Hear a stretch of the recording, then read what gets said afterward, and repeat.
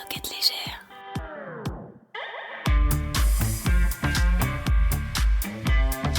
Bonjour à tous, bonjour à toutes, bienvenue dans le podcast La Soquette légère. J'espère que vous êtes en forme en cette période de déconfinement. Et s'il y en a un qui n'a pas chômé durant ce break sportif, c'est bien Thibaut Desmazures, le directeur marketing et commercial de l'équipe B&B Hotel Vital Concept Powered by KTM, le nom complet. Bonjour Thibaut, bienvenue. Bonjour Brice, merci beaucoup de me recevoir. Comment ça va ? Ça va très bien, le déconfinement se passe pour le mieux. Fini les séances de home trainer pour les coureurs et pour nous, fini de tourner en rond dans le bureau, donc c'est bien. C'est plutôt un bon point, merci beaucoup d'avoir accepté notre invitation. Avec vous Thibaut, on va s'intéresser à l'identité de marque et aux activations marketing de l'équipe B&B Hotel Vital Concept Powered by KTM.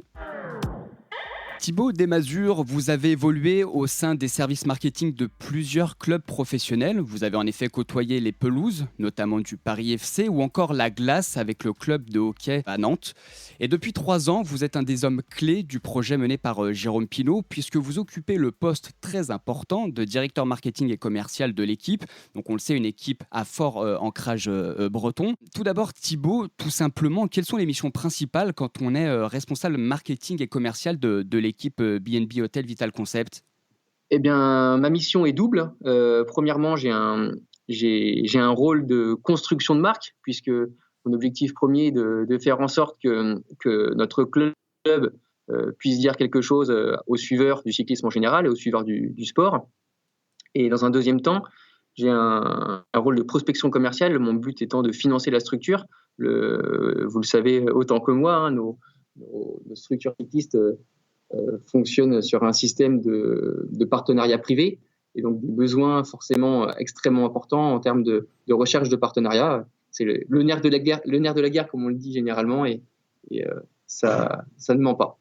Et effectivement, travailler l'identité de marque, est-ce que ce sont des missions nouvelles dans l'environnement du cyclisme professionnel ? C'est une excellente question. Je pense que non. Pour suivre le vélo bien avant la création de notre structure, et je suis persuadé que certaines équipes, en l'occurrence, on ne parle pas forcément toujours de clubs, donc certaines équipes avaient cette stratégie en tête, notamment des équipes étrangères qui sont sûrement plus en avance que nous dans la structuration marketing de leur équipe. Mais aujourd'hui, c'est quelque chose qui est généralisé. On le voit bien, il y a une certaine harmonisation en termes de gestion de marque. Je pense qu'on est à peu près tous sur le même pied d'égalité. Et comment, au sein de votre équipe, comment est structuré le pôle marketing ? Est-ce qu'il y a une équipe à dispo ? Combien de personnes travaillent à vos côtés ? Comment ça se présente un petit peu ? Alors, tout à fait, on est pour tout vous dire. Alors, la structure, elle est composée d'un attaché de presse, d'un community manager qui a également beaucoup de travail, d'un designer qui est également notre photographe, d'un assistant marketing qui a un rôle extrêmement large, puisque ça va de l'animation de notre boutique. On a le Glass Store qui fonctionne extrêmement bien, jusqu'à des rôles également commerciaux, à des rôles plus opérationnels. Et ensuite, on fait appel, selon nos besoins, à des caméramans avec lesquels on a l'habitude de travailler, avec un ensemble de prestataires avec lesquels on travaille assez régulièrement. On se voulait de traiter tous nos partenaires avec le plus d'équité possible. Et pour nous, c'était inenvisageable de travailler autrement. Et toutes les décisions marketing, comment est-ce qu'elles sont prises ? Vous faites référence à Jérôme Pinault, vous prenez vous-même les décisions, elles sont discutées ensemble. Comment ça se passe un petit peu ? Alors Jérôme nous fait confiance, il a pas mal d'autres chats à fouetter, donc il nous fait particulièrement confiance, bien qu'on fasse référence à lui et qu'on en appelle à ses bons conseils si besoin. Mais avant tout, c'est des plans marketing qui sont établis durant l'intersaison, notamment en amont des stages hivernaux. Donc. Alors on a commencé un petit peu à l'évoquer, on l'a tous vu si on connaît un petit peu l'équipe dans le peloton professionnel. Les B&B Vital Concept bouleversent un petit peu les codes. Tout est articulé autour de la notion de marque, tout est glace. Et en fait, il y a du glace absolument partout. Est-ce qu'avec ce modèle, finalement, on ne se rapproche pas des clubs sportifs, sur le modèle des clubs sportifs de haut niveau dans d'autres disciplines ? Eh bien, c'est pas qu'on s'en rapproche, c'est qu'on essaie véritablement de l'imiter. Pour nous, alors, je ne sais pas si on peut parler d'innovation, parce que pour moi, innover, c'est pas forcément inventer un concept, c'est aussi adapter un concept qui existe ailleurs et qui n'est pas jusqu'à présent mis en place dans un domaine donné. Et nous, ce domaine donné, justement, c'était le cyclisme. Et nous, on estimait que cette notion de club n'était pas présente dans le cyclisme. On voulait le faire apparaître. Jérôme est un fan inconditionnel de foot, pour la petite histoire. Pas mal de monde dans le management et on va dire dans le club en général sont des suiveurs de sport collectif. Et on avait vraiment cette volonté-là d'instaurer la notion de club dans le cyclisme avec toutes les facettes que cela peut représenter. Donc la facette sportive, alors c'est pas mon domaine et je vais pas m'appesantir sur le sujet, mais le lien qu'on a pu établir avec le VCP Loudéac, c'est un lien extrêmement fort aujourd'hui. Hein. C'est absolument pas de la cosmétique. On atteste encore aujourd'hui les très fortes relations qu'on peut avoir notamment avec l'équipe réserve, hein, la DN1. Mais à côté de ça, on a établi tout un ensemble de domaines qui correspondent au concept de club. C'est-à-dire que pour nous, un club, on ne pouvait pas l'imaginer sans nos propres couleurs. Nos couleurs, c'est le blanc, le noir, le glace. Le blanc et le noir, c'est évident, les couleurs de la Bretagne. Le glace, c'était une couleur qui était un petit peu moins évidente pour le grand public, mais qui parle à un public breton, qui se voulait en tout cas avant tout esthétique, mais en plus qui devait revêtir une dimension symbolique qui était extrêmement forte pour nous, hein, puisque c'est une couleur qui est vraiment spécifique à la Bretagne.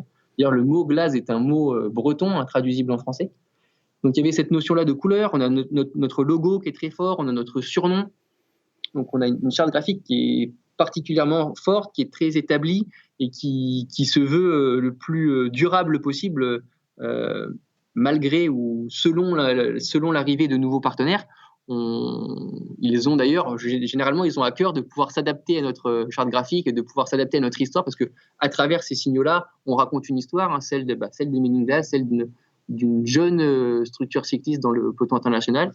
Donc il y avait cette notion d'identité de marque qui était très forte. Et à côté de ça, toujours dans cette notion dans ce concept de club, pour nous, quand on dit club, on dit stade.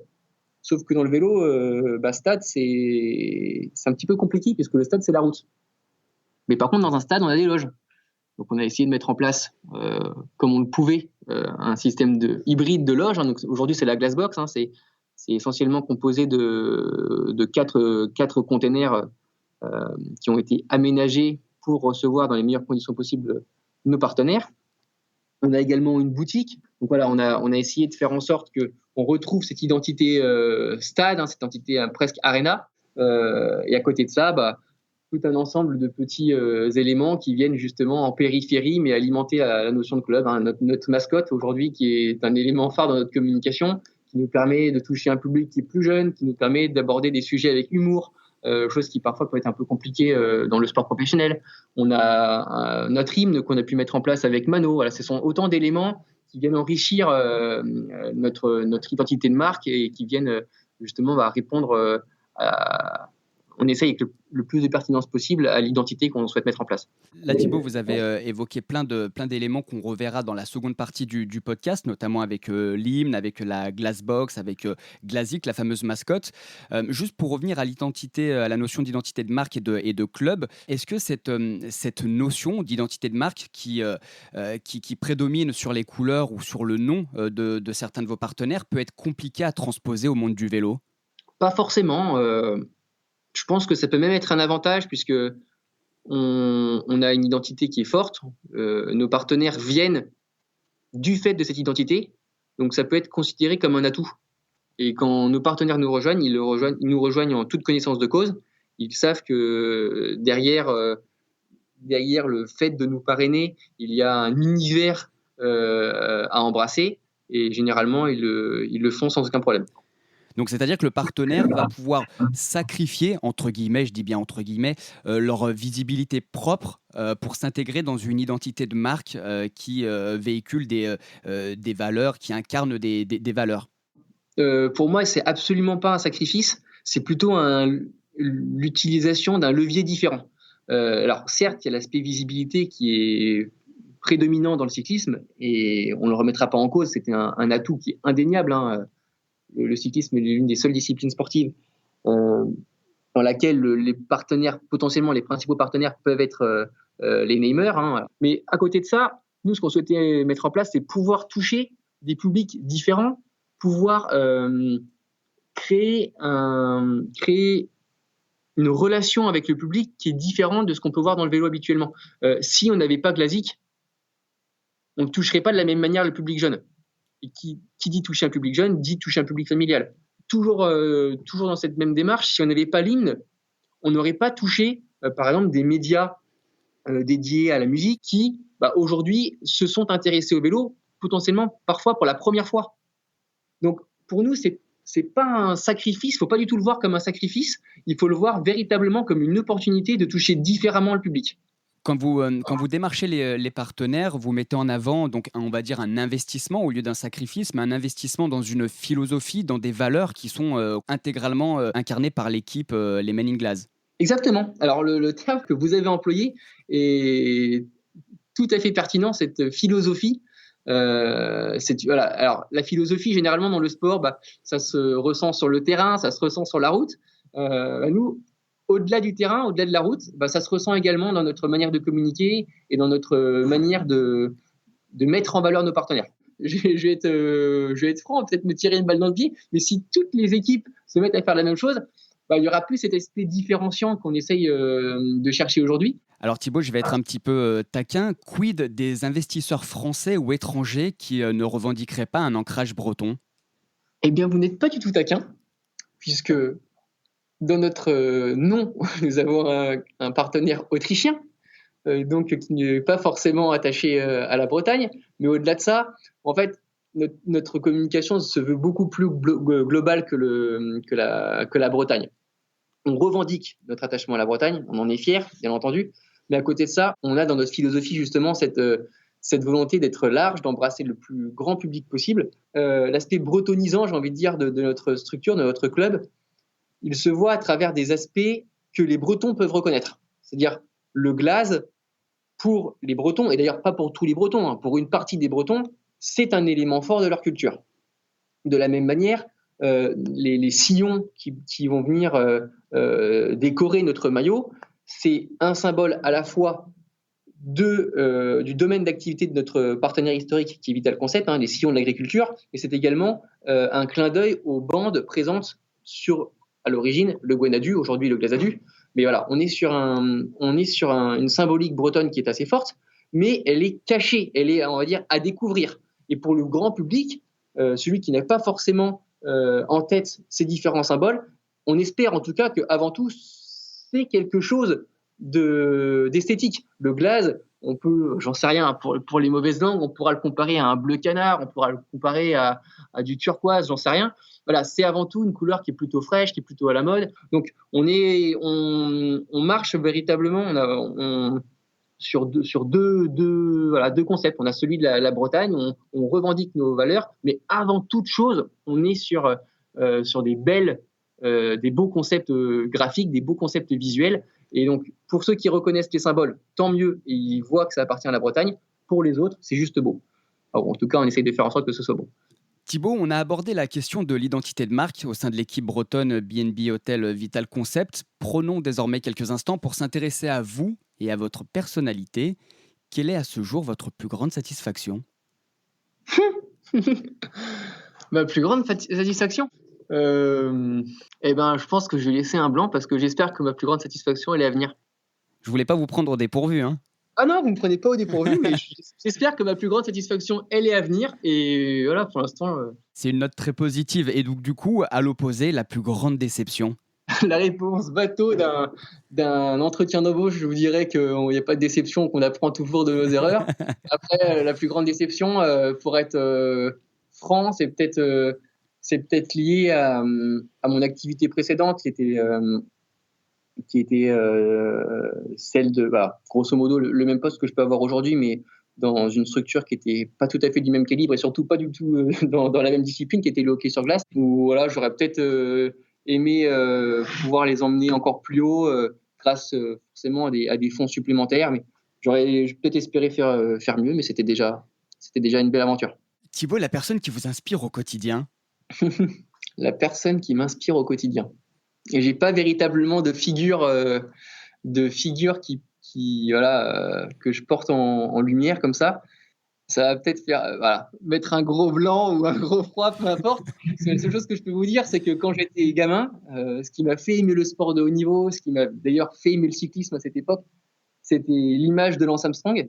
Alors je dis pas forcément Lance Armstrong, mais bien l'image qu'il avait, c'est-à-dire de celui qui était revenu de l'enfer, qui paraissait presque invincible et qui volait sur les routes du Tour. Alors quand t'es gamin avec des yeux totalement innocents, tu vois pas forcément le côté obscur.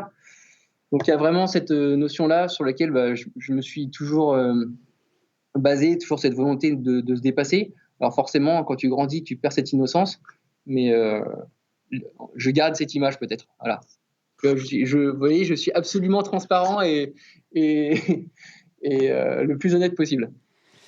Mais le jeter un blanc est tout à fait relatif parce que mon goût pour le cyclisme vient également du même coureur et de la même période. Donc il n'y a pas de souci avec ça. Pour finir, Thibaut, votre talent caché? Non, je suis quelqu'un d'absolument normal. J'arrive pas à m'arrêter de travailler. Voilà. Peut-être si elle m'écoute, ma compagne pourra en attester. Hein, oui. C'est un chouette talent en tous les cas. Je rappelle que Thibaut Desmazures, le directeur marketing et commercial de l'équipe B&B Hotel Vital Concept Powered by KTM, est l'invité du podcast La Souquette Légère. Alors Thibaut, évidemment, quand on observe le fonctionnement de l'équipe, on remarque que la communication est complètement décorrélée du sportif. D'où vient cette volonté? Est-ce que ça a été le souhait de base lors de la création de l'équipe? Absolument. C'était l'un des enjeux, si ce n'est l'enjeu numéro 1, quand on a pu monter la structure avec Jérôme Pinault et son frère Sébastien. On avait comme objectif de distinguer la réussite économique de notre projet des résultats sportifs. Les résultats sportifs ne devaient qu'enrichir notre projet, et ça ne devait pas, en tout cas, en aucun cas, ça ne devait être le moteur de notre développement du club. Donc si on gagne, tant mieux. Et d'ailleurs, jamais on va s'adresser auprès de nos coureurs en disant faites comme vous voulez, comme vous pouvez. Et l'essentiel, c'est de participer, bien entendu. Plus on va gagner, mieux c'est, que ce soit pour de la visibilité, que ce soit pour l'image du club. Mais au-delà de ça, d'ailleurs, c'est l'essence même de notre métier. Hein, c'est vraiment de décorréler le résultat sportif du développement du club. Voilà, c'était l'enjeu numéro 1 et on essaye de faire en sorte que ça se réalise à court ou moyen terme. Alors là, on est en période de déconfinement et le fait de décorréler la communication du sportif, comme vous venez de le préciser, est-ce que ça a pris tout son sens pendant la période du confinement? Parce que j'imagine que pour les partenaires, ça a été un vrai plus pendant ces semaines et ces mois d'absence de courses de vélo. Exactement. Les réponses, elles sont multiples. Hein. Avant tout, pour eux, si l'activité forcément est diminuée, est impactée négativement par la période, par le coronavirus, ça peut être l'occasion d'être un motif de communication pour eux. Hein, voilà, ces dernières semaines, ils ont pu communiquer autour de leur partenariat sportif, chose qu'ils ne pouvaient pas forcément par manque de temps, par manque de temps principalement dans une période normale. Et nous, c'était également c'était également l'opportunité de les mettre en avant plus spécifiquement. Alors, on a vraiment un mot d'ordre en interne, c'est de ne pas communiquer pour communiquer. On va pas poster sur les réseaux sociaux une photo avec un communiqué relativement laconique mettant en avant un partenaire. Alors, on trouve que c'est pas forcément ce qui est de plus impactant. On trouve que c'est pas forcément toujours bien tourné, etc., etc. Donc, on essaie toujours de faire en sorte qu'il y ait une histoire derrière notre communication pour que le lien entre nos supporters, entre notre communauté et la marque se fasse de manière naturellement et qu'on voit qu'on soit fier de nos partenaires et que ce soit pas juste contractualisé, il faut X postes dans l'année, quoi. Thibaut, avec près de 50 000 personnes qui vous suivent sur les réseaux sociaux, donc pas vous personnellement, mais les réseaux sociaux et les comptes officiels de l'équipe B&B Hotel Vital Concept, est-ce que vous fixez des paliers à atteindre en termes de communauté? C'était la première année cette année. Donc c'est notre 3e saison d'existence. C'était la première année qu'on donnait vraiment des objectifs, notamment auprès de notre community manager. Quoi qu'il en soit, on est une équipe qui est très récente. Hein. Faut pas oublier qu'on est en 3e année. Quand on compare généralement avec l'importance des communautés de nos équipes rivales, de nos adversaires, c'est forcément parfois à des échelles de 1 à 10, voire plus. Mais on est en croissance constante. On a vraiment on est vraiment satisfait par ces chiffres-là, et c'est d'autant plus encourageant quand on regarde les taux d'implication, où là, on se rend véritablement compte qu'on a une vraie communauté qui gravite autour du club et que ce ne sont pas juste des suiveurs. Donc c'est plutôt encourageant pour l'avenir. Vous l'avez évoqué en début de podcast dans la première partie. Quand on parle de l'équipe BNB Hotel Vital Concept, on pense forcément aux nombreuses activations, alors comme la mascotte Glazik, le Glass Fest, cette journée d'échange qui a déjà eu lieu, le Glass Show, le fameux podcast avec Fred Adam, ou le Glass Store pour le merchandising. Est-ce que c'est l'intégralité de cette communication qui vous permet de fédérer vos fans et vos supporters à l'année? Ouais, tout à fait. Et puis, ce qui est, en tout cas, de notre objectif, c'était de toucher les supporters du vélo. Alors, la phrase en tant que telle, elle paraît bateau, mais en fait, elle l'est pas du tout, parce que pour nous, on a une vraie différence entre le fan du vélo et le fan du cyclisme.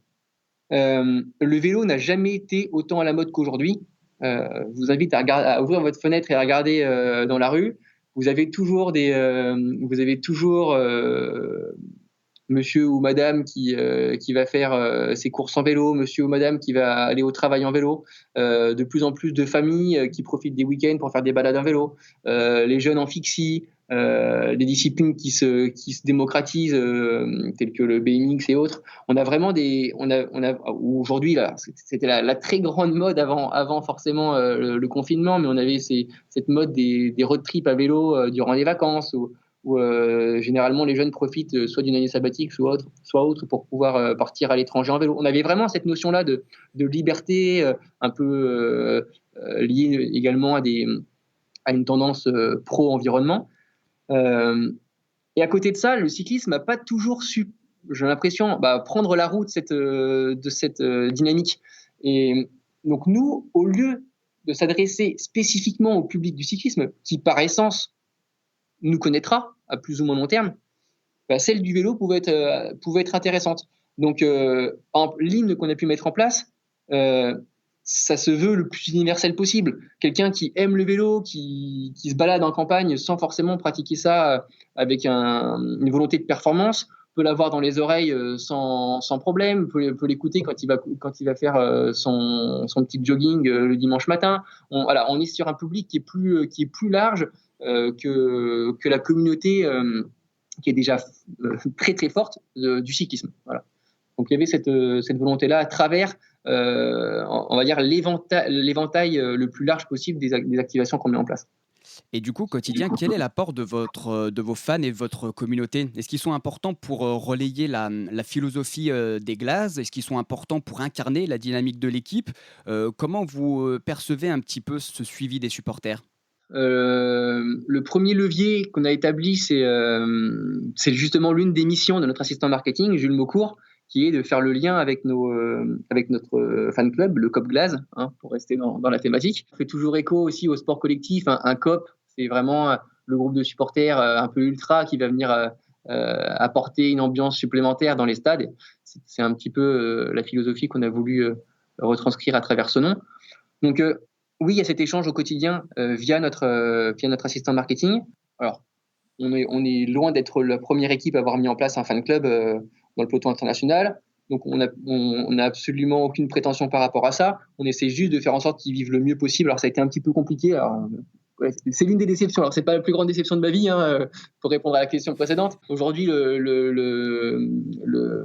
le rythme est un petit peu lent en termes de gestion de nos supporters, dans le sens où, par exemple, toute leur dotation n'a pas encore pu être fournie de par forcément l'arrêt de l'activité économique de ces dernières semaines. Mais on essaie de rattraper un petit peu le temps perdu. Mais à terme, voilà, je pense que le Fest Glass, c'est vraiment l'ADN de la relation qu'on souhaite entretenir avec nos supporters, puisque au-delà de la randonnée cyclo, c'est quelque chose qui est mis en place assez régulièrement. Bon, encore plus en ce moment, on va dire, il y a des randonnées virtuelles via Zwift, mais les randonnées cyclo, ça existe depuis des décennies entre cyclistes amateurs et professionnels. Mais à côté de ça, nous, on a mis en place un forum avec un village partenaire où il y a des vrais échanges. Quand on dit des vrais échanges, c'est-à-dire que les questions qui sont posées, les thématiques qui sont abordées, elles ont été choisies en amont par nos supporters. Il y a vraiment ce lien qui est très fort qu'on a pu mettre en place. Et on essaie le plus possible de pouvoir échanger avec eux dans le développement de nouveaux produits, dans la dans le lien qu'ils peuvent entretenir avec on va dire leurs idoles, en l'occurrence les coureurs. J'apporterai justement, je tire mon chapeau notamment à Pierre Rolland, qui avait été à l'origine d'une très belle initiative durant le confinement, avec des séances d'entraînement sur Facebook Live, qui a drainé quand même pas mal de monde. Parfois, on comptait plusieurs centaines, voire des milliers de personnes qui pouvaient le suivre. Et voilà, c'était plutôt encourageant, et ça montre le lien et l'étroitesse du lien entre les deux parties. Alors, on va quitter un petit peu la communauté des glaces pour un domaine qui m'intéresse moi tout particulièrement. Et je dois dire que je suis archi fan de la Glassbox. Alors, la Glassbox, pour ceux qui ne savent pas, qu'est-ce que c'est ? Vous l'avez évoqué en début d'émission, Thibaut, c'est une structure, on va dire, éphémère et modulable que vous installez sur les courses où l'équipe bretonne est présente afin d'accueillir notamment les partenaires de l'équipe. Est-ce que cette Glassbox a rencontré un franc succès sur les courses auxquelles vous avez participé ? Oui. Alors, on a eu forcément une petite appréhension au départ quand on a lancé le projet. Alors, année après année, elle grossit, elle grandit, cette Glassbox. Au départ, ce n'était que, entre guillemets, 2 containers. Maintenant, on en est à 4. Au départ, on avait cette crainte, notamment vis-à-vis des organisateurs. Mais finalement, ça participe à l'animation générale de la course. Donc, c'est très bien perçu par les organisateurs. C'est très bien perçu par les partenaires qui avaient pour la première fois la possibilité de mettre en place des hospitalités fixes, c'est-à-dire que les véhicules qui vont faire des points de coupe lors des courses, c'est quelque chose qui existe depuis des années dans le milieu cycliste. Et c'est ce véritable navire amiral fixe avec une qualité d'accueil optimisée, qui est digne de ce qu'on peut retrouver dans des stades de foot de Ligue 1. C'était une vraie nouveauté. Et voilà, ça a vraiment reçu un franc succès de la part des partenaires, et également pour les supporters, puisque ça représente un petit peu un point d'ancrage pour les supporters qui vont venir se réunir autour de la Glassbox. Généralement, forcément, il y a une distribution de goodies, il y a le Glass Store qui est à côté, donc l'achat potentiel de produits dérivés. Il y a une ambiance un peu festive qui peut se dégager avec de la musique, etc. Donc, on est vraiment dans notre univers à nous, et nos supporters nous rejoignent, l'utilisent comme un point de ralliement. Et voilà, en tout cas, c'est vraiment un succès pour toutes les parties prenantes.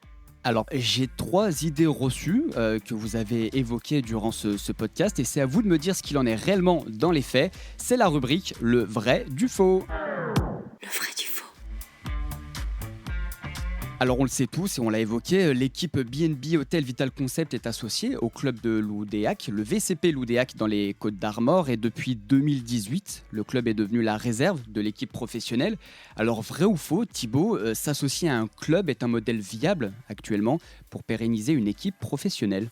Vrai, c'est même nécessaire aujourd'hui, que ce soit, on va dire, dans la démarche raisonnée et raisonnable que doit avoir une équipe fanion comme la nôtre vis-à-vis du cyclisme amateur. C'est nécessaire, mais également sur le plan des instances, qu'elles soient nationales ou internationales, on a aujourd'hui un besoin de développer des liens avec des équipes réserves, des équipes qui permettent de faire éclore de jeunes talents. Donc on a pris le pas de cette démarche-là, et aujourd'hui on essaie d'être le plus proactif possible, avec des enjeux qui sont forts, qui sont ceux d'intégrer le plus de coureurs professionnels issus des rangs amateurs du VCP Loudéac. On voit forcément les premiers résultats. Le dernier en date, c'est la signature relativement récente de Maxime Chevalier. Mais l'avenir, j'espère, sera riche en coureurs issus du VCP Loudéac. Vrai ou faux, en tant que prescripteur dans le domaine du marketing de la bicyclette, est-ce qu'on a peur de ne plus avoir de nouvelles idées ? Faux de chez faux. Non, l'idée, on a surtout peur de ne pas aller au bout de ses idées. Voilà, c'est l'un de nos enjeux, c'est surtout d'aboutir à un produit fini, propre, et de pas tourner la page alors que le produit n'est pas abouti, quoi. Là où parfois on est aussi pris par le temps, on est aussi pris, alors entre guillemets c'est mon cas, j'ai envie de dire, c'est peut-être ma crainte principale, c'est d'être pris de court, que d'autres puissent y penser avant nous, puissent le mettre en place avant nous, etc. Quand je dis d'autres, c'est pas forcément issu du cyclisme, c'est issu du sport en général. Ça peut être une crainte parfois, mais en tout cas jamais un manque d'inspiration, en aucun cas. Et enfin, vrai ou faux, la Glassbox, les hospitalités dont on a parlé juste avant, c'est une idée géniale, mais c'est une vraie tannée à installer avec les organisateurs et les municipalités. J'ai envie de dire faux. Non, les organisateurs, généralement, nous reçoivent à bras ouverts. Les municipalités, généralement, sont également tout à fait contentes de nous recevoir. Et généralement, là, comme je dis, c'est plutôt une source d'animation qu'autre chose. Donc, on est très bien reçus. Après, la question de la logistique est forcément une question sous-jacente. Et c'est sûr que c'est un peu de logistique, même si notre volonté, c'est d'être le plus réactif possible et de pouvoir bouger le plus rapidement possible. Il y a forcément des impératifs incompressibles. Donc, ça demande un petit peu d'huile de coude, forcément. On approche petit à petit de la fin du podcast La Soquette Légère, mais Thibaut Desmazures, j'ai une question qui me brûle les lèvres. Retour en novembre 2019, donc le premier stage de cohésion de l'équipe avant de débuter la saison 2020. Comment est-ce que vous arrivez à convaincre 25 coureurs, qui sont des coureurs professionnels, à partir en expédition en stop à travers la Bretagne ? Il n'y a pas trop d'efforts pour convaincre ces coureurs, puisque j'ai envie de dire que c'est le principal atout de Jérôme. Jérôme sait très bien s'entourer et a su vraiment insuffler une dynamique au sein de notre club qui permet véritablement à tous les collaborateurs, qu'ils soient coureurs ou membres du staff, de vivre en tant que Men in Glass aujourd'hui. Et quand on lance ce projet, les coureurs savent à quoi s'attendre, on va dire. Ils savent qu'avant tout, ils font des choses qui sont un petit peu décalées, ils sont un petit peu à côté de ce qui se fait habituellement. Et donc, quand Jérôme et l'ensemble des directeurs sportifs choisissent des coureurs, ils le font. Ils savent à quoi s'attendre, ils savent qu'ils engagent un coureur, mais également un homme, et que cet homme-là, il a forcément embrassé la philosophie des Men in Glass. Vous avez vu que j'ai utilisé plusieurs fois votre mot philosophie qui nous allait très bien d'ailleurs. Je vous autorise à le reprendre et à l'utiliser. Ça collera parfaitement au mouvement initié par les Men in Glass. Thibaut Desmazures, merci beaucoup pour cet échange et bravo pour tout le travail réalisé depuis ces 3 dernières années. On prend un vrai plaisir, pour vous le dire, à suivre vos idées, notamment sur les réseaux sociaux. Et au sein de la Soquette Légère, on a quelques bonnes idées en stock. Alors on pourra évidemment échanger à l'occasion. Mais avant de se quitter, le traditionnel « Tu préfères ». Tu préfères. Thibaut, une seule réponse et pas d'argumentaire. Vous préférez le hockey nantais ou le cyclisme glace ? Cyclisme glace. Vous préférez vivre l'étape avec Didier Rousse en voiture officielle ou bien vivre l'étape dans la Glassbox avec les partenaires ? Ah, il faut m'accorder un argument là. Non, monter en voiture avec Didier Rousse, vous vous rendrez compte que c'est bien plus sympa d'être dans la Glassbox. On le prend comme ça. Vous préférez la mascotte Glazik ou alors l'hymne des Glaces avec Mano ? Je préférerais Glazik qui chante l'hymne des Men in Glass, sauf qu'elle n'a pas le droit de parler. Ah, excellente réponse, on va s'en accorder. Et enfin, vous préférez le Glass Show avec Fred Adam ou bien le podcast La Soquette Légère avec La Soquette Légère ? Ah bah là, franchement. Peut-être un crossover entre les deux un jour. Avec plaisir, avec grand plaisir, on pourra en reparler. Merci Thibaut Desmazures, on vous souhaite évidemment le meilleur avec l'équipe bretonne pour la saison 2020 qui va reprendre d'ici quelques semaines et également bon courage pour votre premier Tour de France que vous allez réaliser au mois de septembre. Chers auditeurs, chères auditrices, j'espère que vous en aurez appris davantage sur le fonctionnement de l'équipe bretonne et comme d'habitude pour retrouver l'intégralité de l'actualité et des podcasts de la Soquette Légère, retrouvons-nous sur Twitter, YouTube et sur toutes les bonnes plateformes de diffusion. On se dit à très vite, prenez soin de vous, bye bye.